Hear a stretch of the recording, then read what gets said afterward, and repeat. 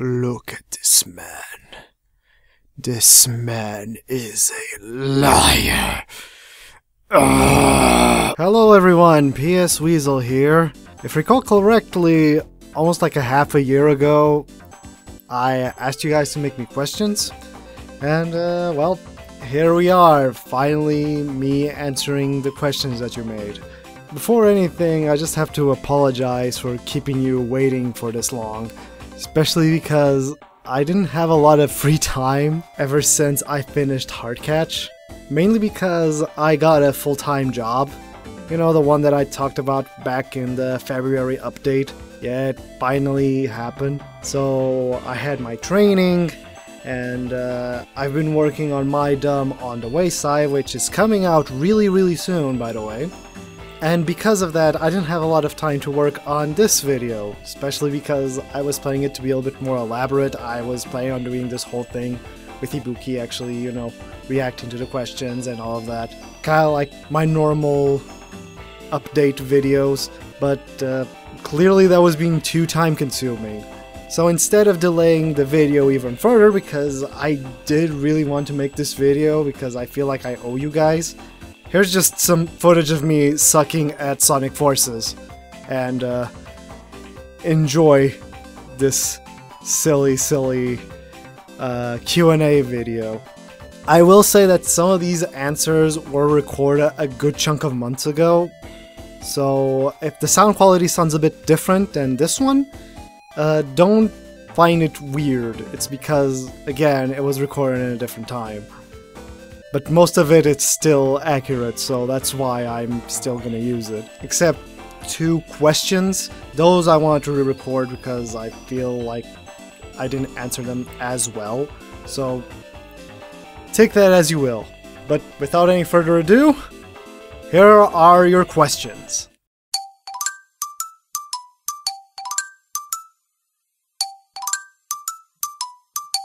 First of all, hello Argentina! And no, I do not speak Spanish. I can only understand it and read it. That's what you get when you're a Portuguese person. It's easy for you to understand your brother language, but it's hard to actually speak it, unfortunately. For your second question, I would guess puns. Everybody loves a good pun. Or some people don't, some it actually triggers them, but whatever. I like to hear a good pun, and there's a lot of puns in any language, including Portuguese. So, puns are a force to be reckoned with, is what I honestly think. And I don't know what exactly you mean by memoka. Do you mean medaka? Like medicament? Because that's the Runaway Tourists territory. He does medicament, which is a great abridged series. Go give Runaway Tourist some love. He deserves it. He's a very good friend of mine, and right now he deserves that love.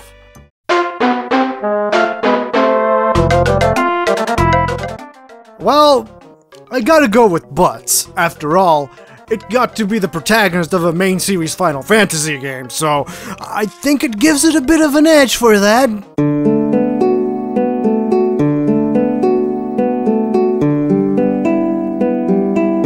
To answer your first question, yes, I did have a lot of experience with video editing before I started Abridging. It was all self-taught. Mainly, I did some AMVs, I did some dubs, some YouTube poops. I did not start video editing with the Abridged series.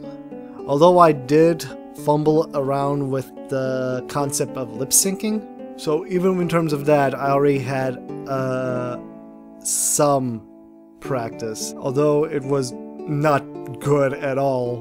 But this ties in with your second question, which I don't think you really need to worry too much about it. Just like the example that you gave here, Lil Karibo had close to no experience in editing, and yet his episodes were still very entertaining. You could still watch them without any problems. That's because the script was very solid and the timing was good. As long as you keep yourself humble and you know the capabilities that you have, you can still make a very entertaining video even if your editing skills are not, you know, superb. As long as you can have a good script, a good delivery, and you can pace those well, you are probably not going to have any problems in making a good product, or at least something that will be definitely interesting to watch. Because you only really start noticing those things if all these other things are lacking. Because you'll get there. If you keep doing it and you don't give up, you will learn more as you keep editing. That's how I did, for example. Before I did Hardcatch, I did some tests with other series. I made a one-shot of Transformers and a one-shot of Sonic X before I settled on Hardcatch, that I never put out because I was never happy with them. But it was still something that I don't regret doing because I learned a lot by those experiences. So, just keep testing, just keep experimenting with the editing software. You will learn with time and you will get places, so don't worry about that.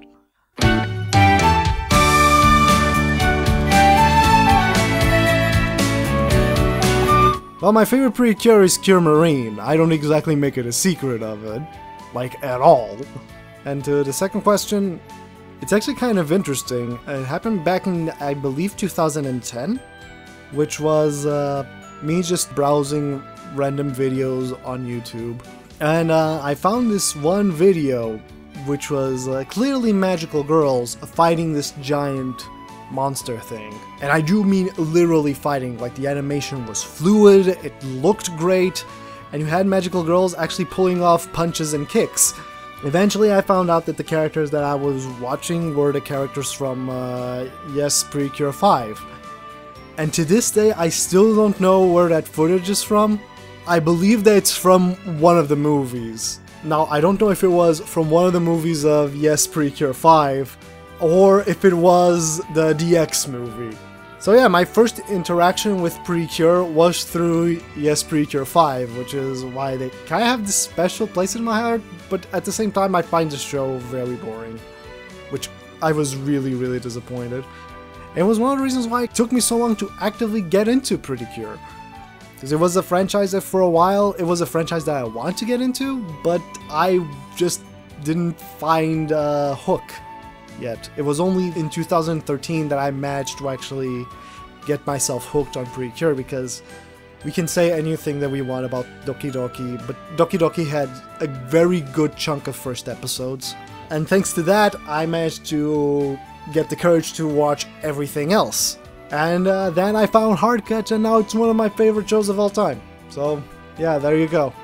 That is my history with Precure and how it all started. And my thoughts on Glitter Force? I don't have a lot, because I honestly don't care about Glitter Force. I'm not like one of those people that thinks that Glitter Force was a terrible idea. I think that Glitter Force makes sense to exist. But I will say that I don't like the name, and I wish that they were playing with the full deck, as in, if you're gonna bring Precure to the West, give us the goddamn merchandise as well. Because that's how Precure survives.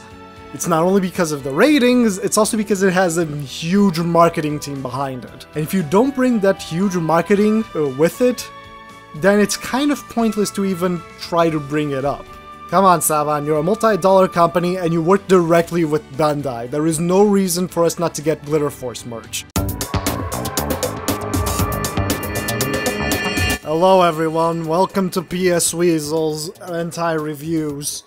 Today we're gonna look at High School DxD.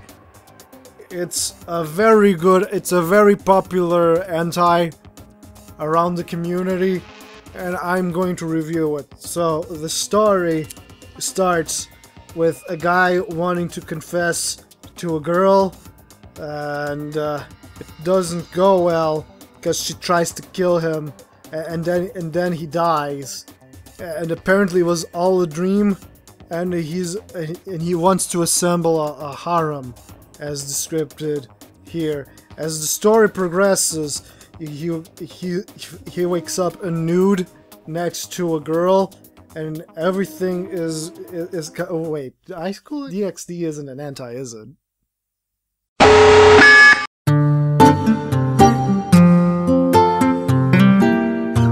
Well, I usually don't really think about that, But if I do have a method, I would probably say thinking of the characters first, and see what kind of interactions would the characters have with each other. Like, nailing what a character is the key to have a good Abridged series, in my personal opinion, because the plot is most likely gonna be, you know, the same, with probably some twists from the original show. So with that in mind, the thing that you need to bring that is actually unique for the parody is how characters interact with each other and how characters deal with these situations in different ways, basically. And for your second question, I usually either aim for two things. Either try to make something interesting with the source material because I feel like I tapped into something interesting, or to kind of create awareness to the shows that I'm making. Let's be honest, Heartcatch and Jitsuwa are very underground shows, and I only chose them because Heartcatch is one of my favorite shows of all time, and Jitsuwa, I adore the manga. It's up there in my top 5. I did wish the anime was better, but what can you do? But then, for example, with something like My Dumb Academia, when I had My Dumb Academia planned, My Hero Academia didn't explode the way that it did. But it's mostly because I do enjoy the show, and I enjoy working with the people that I'm working with. At least that's how I see making parodies. That's why I make parodies, is to also give some love to the things that I also love, and share that love with people. Honestly, if I'm looking forward to something in the future, it's mostly the possibility that one day I might be able to go to America and meet all the wonderful people I've met ever since I started this. Because whether I like it or not, I'm from a completely different country. Plane tickets aren't exactly cheap, and there's also the whole thing that if I actually went there, it would be to stay for like, I don't know, 2 weeks or something like that, because it's not just, you know, a casual visit, it's to actually hang out with people and all of that, so that means that, you know, I would need even more money, so yeah. I would say that would probably be it. That, and I do want eventually to do my own original content. I just feel like I'm in no position right now to actually do that.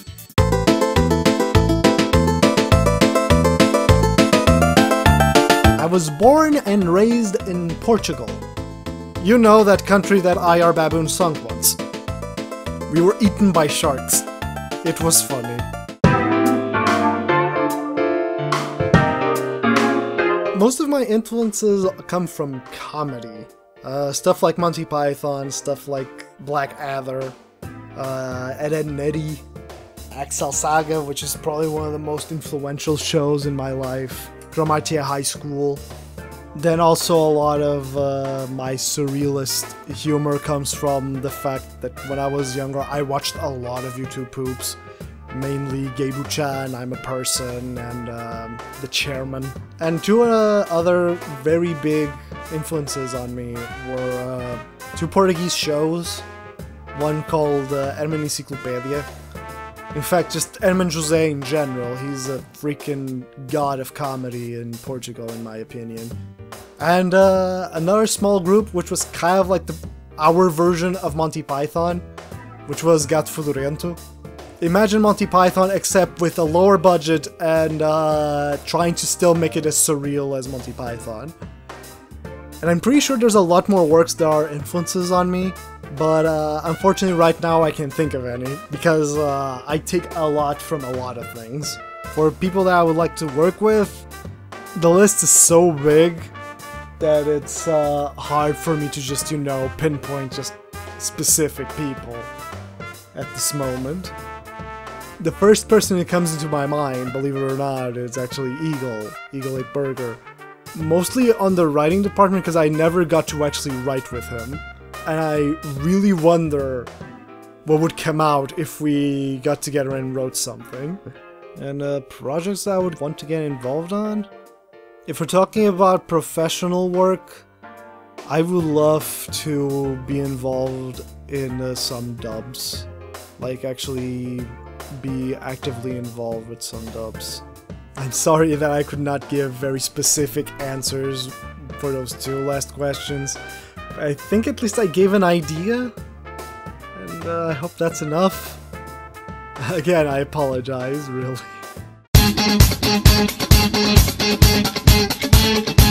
Unfortunately, no. I do not own neither a PlayStation 3 or a PlayStation 4. I have been watching a walkthrough on the internet. By the way, the game in question is Persona 5, but at the same time, that probably will not stop me from buying the game eventually, even if I don't own the consoles where it's supposed to be played on. This is how I got into Persona 4. I watched the full walkthrough and then I bought the game. And guess what? It's one of my favorite games of all time, so yeah, watching the walkthrough will not ruin the experience for me.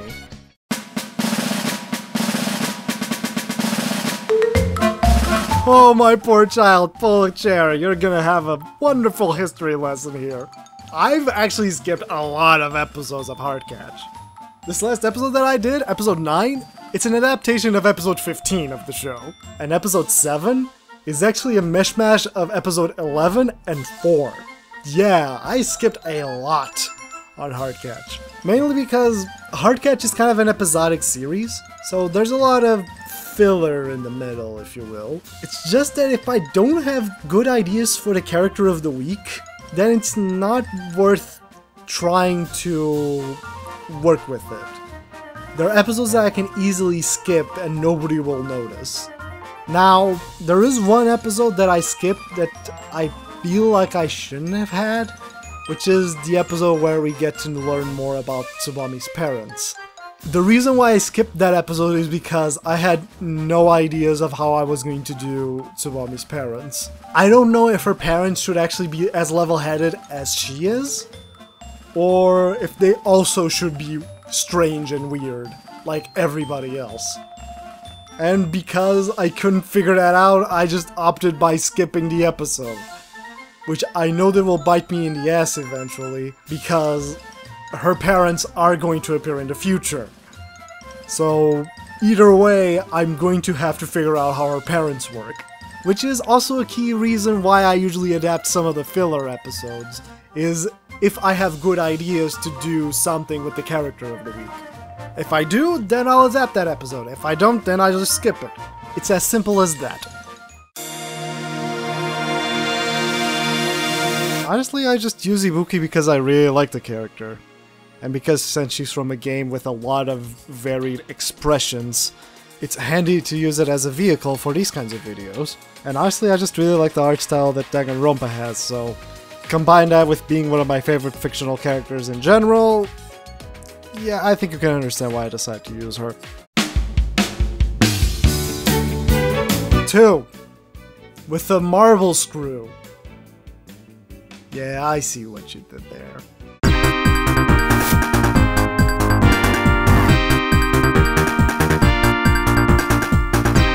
If you're talking specifically this channel, I only started it in 2014. If you're talking about how long have I been on YouTube, that would have actually been more than 10 years now. I've been on YouTube ever since 2006 with an account called Weasel to the Max, where I put my first videos that are terrible. But those videos got taken down because the whole thing of companies not knowing what fair use is already old hat. It already happened back in the day. So they took down my other account. My other account is dead. So I made a new account in 2008 called Psycho Samurai Weasel. And in there I didn't do anything for 2 years, and then in 2010 I started doing dubs. Eventually I started doing a dubs of Abridged series. I did both Code Meant by Purple Eyes, What the Fuck, and Danganronpa Abridged thing from Falero, which were great experiences, is where I kind of figured out more what I want to do on the internet. But I kind of got tired of translating other people's works, so I decided to do my own Abridged series at that point, because I felt like my English was good enough, and I kind of wanted to write my own material instead of just, you know, translating other people's jokes to a different language. And that's when I made the PSWeasel account. It was mostly because I did not want to, you know, mix Portuguese stuff with English stuff, which I decided to call it PSWeasel because PS stands for Psycho Samurai, basically. That's how my channel started. And yes, I did watch Panty and Stocking. I love the design of it. It could be more my cup of tea. I feel like this team did much better things, namely Gurren Lagann and Little Witch Academia, but I definitely see a lot of value in Panty and Stocking. I'm not gonna lie, I freaking love Stocking's design. It's just really cute in my opinion. I haven't finished it yet. Yes, I know the twist at the end. I'm not gonna spoil it here, but I do know the twist.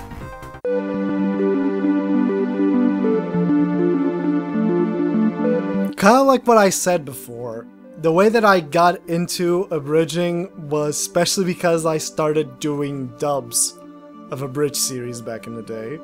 As time went on, as much as I loved doing it, I just wanted to do my own things. I wanted to write my own material instead of just translating other people's material.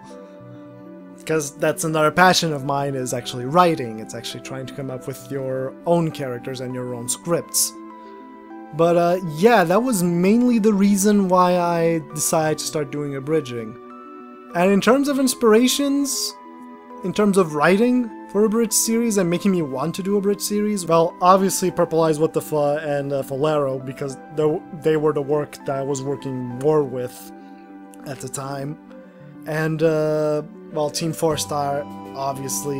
Lil Karibo, obviously, who wasn't inspired by both of them.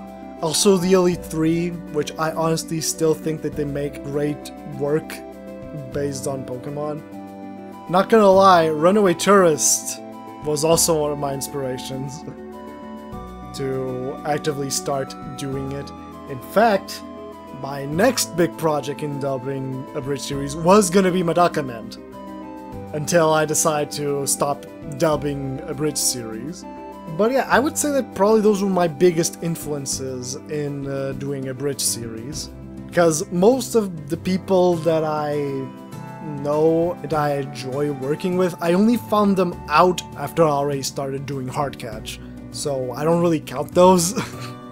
Unfortunately, apologies. So yeah, it was mostly those 6 that were my biggest inspirations to do a Bridge series. Everybody else, I only found them out after I started doing Hard Catch, so yeah.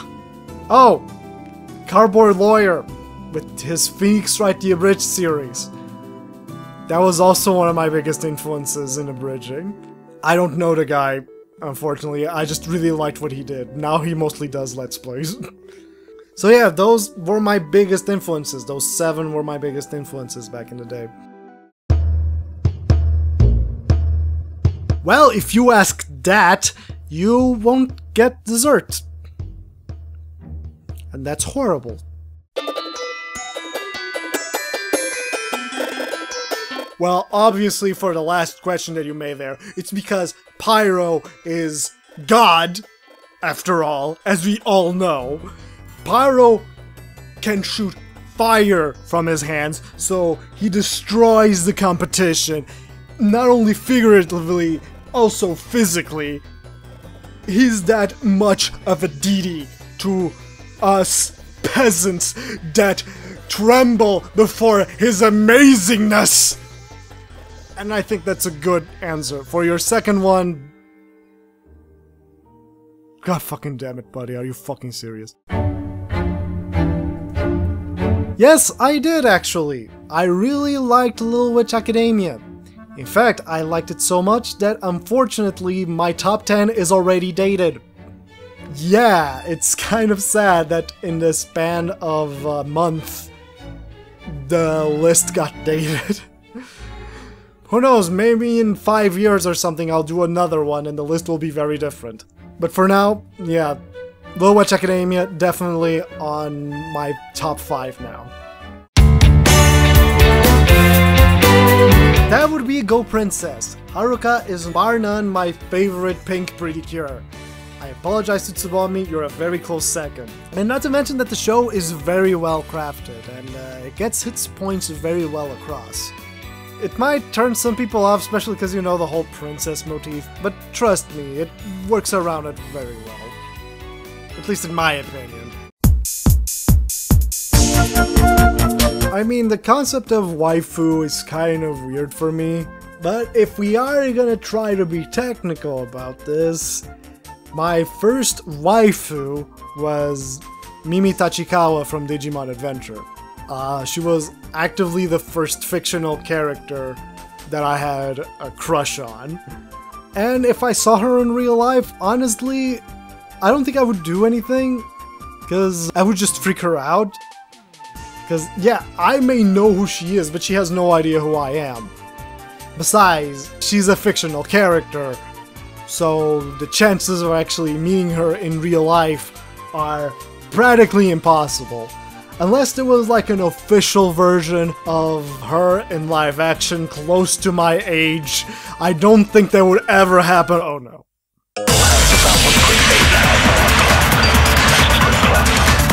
I mean, I already finished Danganronpa V3, which, by the way, I absolutely love the game. I wish it got a little bit more attention than it actually did, but if I for some reason did a gameplay channel, you can bet that I would play some Danganronpa in there. Of course I would not have, you know, those kinds of reactions of, oh no, my favorite character died, and actually reacting to the plot as it's going on. But I would definitely play it, because I just like Danganronpa that much. I would just replay the whole series again if I could. The problem is that the games are extremely long, so I don't have time for that. And speaking of which, yeah, a gameplay channel. Honestly, I don't know if I would ever really do it. It did cross my mind at one point, but I feel like it kind of takes a lot of responsibility to keep the channel updated, basically. And I don't even know if it would really have an audience. But yeah, tell me if you're actually interested in that, because who knows? Maybe it could be a interesting idea for the future.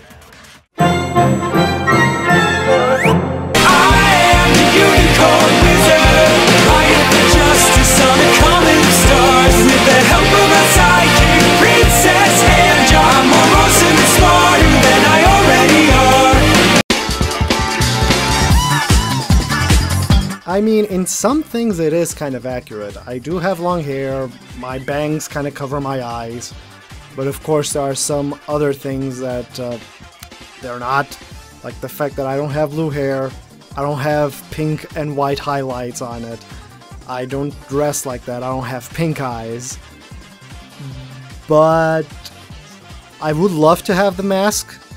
If I could eventually make the mask a reality, I would. But then again, the character was